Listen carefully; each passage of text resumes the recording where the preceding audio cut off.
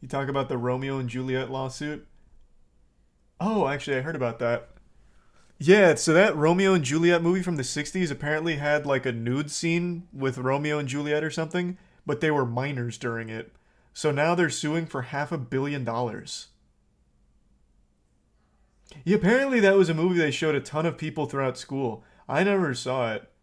We never really got to watch movies in school. I think the only movie in school we ever watched was Schindler's List, which was such an extreme film to watch in high school. Watched One Flew Over the Cuckoo's Nest in psychology. Nice.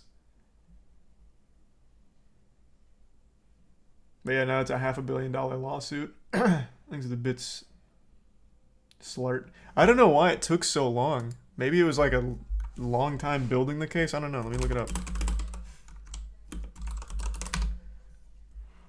The teen stars of Romeo and Juliet sue over nudity in the 1968 film because they were minors and were filmed nude. But why did it take so long? Surely there's a reason for it. Jesus. Leonard Whiting, 72, and Olivia Hussey, 71, claimed director Franco Zeffirelli secretly filmed them nude or partially nude without their knowledge despite previous assurances that there would be no nudity exhibited in the Oscar-winning film. At the time of filming, Whiting, who portrayed Romeo, was 16, and Hussey, who portrayed Juliet, was 15. The pair filed the suit in Los Angeles County Superior Court alleging sexual abuse, harassment, and fraud. The director's dead. According to the filing, Zeffirelli, who died in 2019, initially told the actors that they would wear flesh-colored undergarments in the bedroom scene, in which Whiting's bare buttocks and Hussey's bare breasts are shown. However, when the scene was shot in the final days of filming, the actors were told they would wear only body makeup and the camera would be positioned in a way that would not show nudity, according to the suit. The actors said they believed they had no choice but to act in the nude in body makeup as demanded, and alleged the scene was in violation of California federal law against indecency and exploitation of children. Paramount continues to display and profit from the images of nude minor children, said Gresson. They surely know better. Time should be up. They're seeking punitive damages of $100 million, but possibly entitled to damages of more than $500 million to match the amount the film has earned since 1968. Holy shit. Thanks for resub Cupid, Austin, Clammy, and the Bits, Christian, and T-Chan. Yeah, talked about that yesterday, T-Chan. Thanks for 5 subs, Vanquish. Thank you for that. But do they want the movie taken down too? Well, I imagine, yeah. It's naked children being displayed in there. And apparently filmed without their full understanding of what was going on. So yeah, I imagine they also want the film taken down.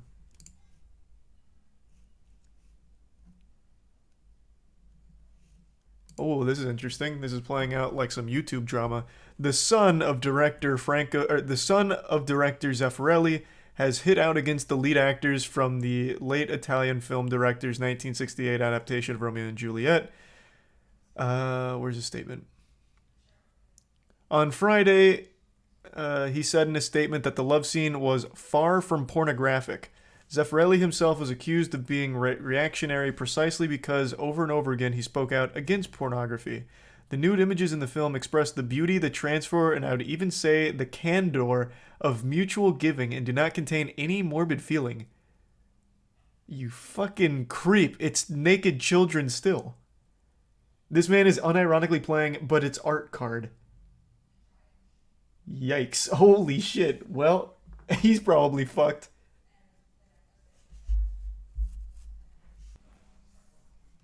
Yeah, apparently it was huge in most schools to show that movie. I've never seen it, so I don't know the scene in question, but seems like everyone else does. Which, I mean, goes to show is a huge movie. And it looks like no one knew about any of that until they filed this lawsuit. I just don't know what took them so long.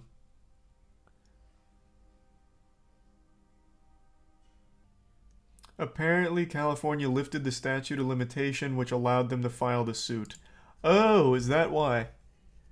Okay, then I guess if I was to speculate, the reason it's taken so long is because by the time they matured enough to realize that what they'd actually experienced was literal child abuse and the filming of naked children being illegal, they were already too late with the statute of limitations, but now that it was released, they decided that it's finally time. That would be my guess.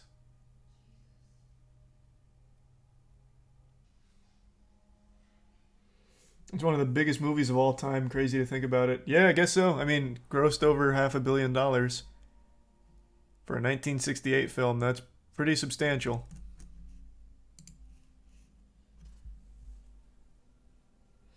Oh, thanks for the raid. Thank you for that. Welcome. Hope you had a great stream. Thanks for the gift sub Fluffle.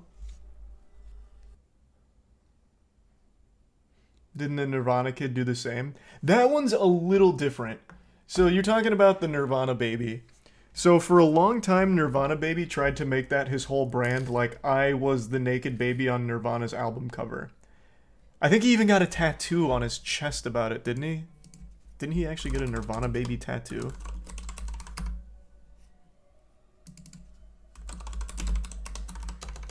Hold on.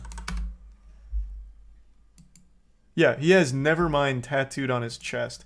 So for a long time, he tried to capitalize off being the baby on Nirvana's album cover, but then he thought it'd be more lucrative to turn around and sue instead. So then he tried suing, it didn't work. He waited another year or so, tried suing again, it didn't work, and then he did it again in like 2019. I think that's the last time he's tried.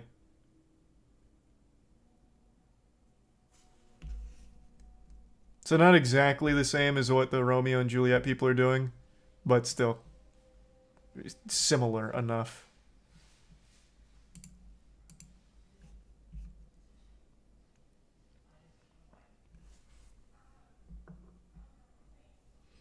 There's resub Tom V and Assault in the resub J. Why sue? Did he give a reason? He was suing for emotional distress. He was also claiming that by being the naked baby on the cover of one of the biggest rock albums of all time, it prevented him from having a successful career because people kept comparing him to that baby. He also said that people used to he made the claim that since his wiener was on the cover, that people had seen him fully exposed. Which is so weird. Like, there's no way anyone would see that baby and then see Nirvana baby in real life and be like, holy shit. That fucking 30-year-old man now? That's the baby from the Nirvana cover. Like, that's just such a load of bullshit. Yeah, I already showed the DJ Khaled getting his golf cart stuck shit. I watch everything from DJ Khaled. What's the most famous penis in the world? Oh, that's an easy one. It's the, Statue of David. Easily the most famous cock. Yeah. Oh, no doubt. Thanks for the big tier 2. Anamra, welcome aboard. And the resub Fuzz and Hummabeebs.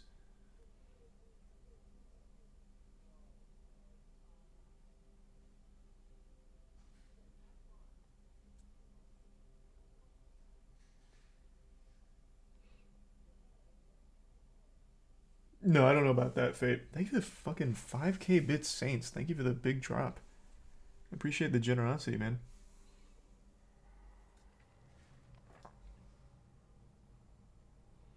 What about Rasputin's pickled dick that they have preserved in a jar? I didn't even know they had his pickled dick in a jar. I know the story of Rasputin, I just didn't know they had his cock in a jar. So, I'm gonna say since I didn't know about it, it's probably not the most famous wiener. Look it up, it's like a traffic cone. Okay.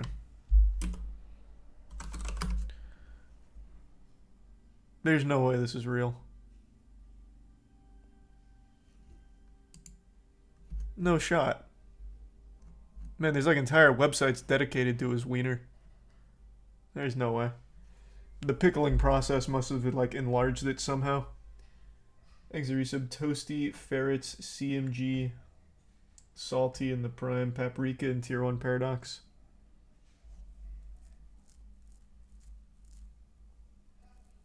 It's 13 inches and considered magic. Yeah, I just don't believe that.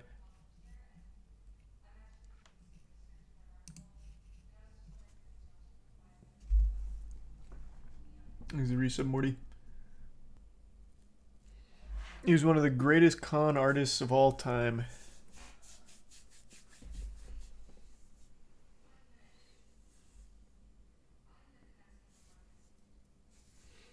William Defoe's Wiener's pretty legendary.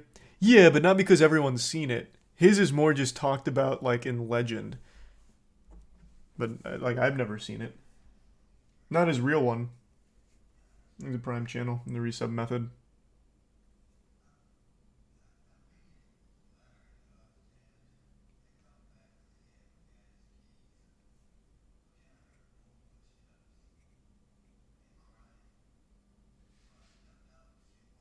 Watch Antichrist? Well, no, that's what they're talking about. His penis in Antichrist isn't his actual wiener. His cock was too big. It kept getting in the way of shots, so they eventually gave him a stunt penis, right? Isn't that how the story goes?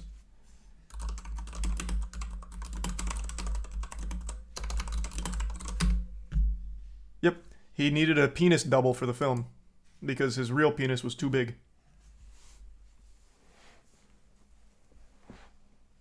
Lies? Well, hey. That's been well documented since 2009.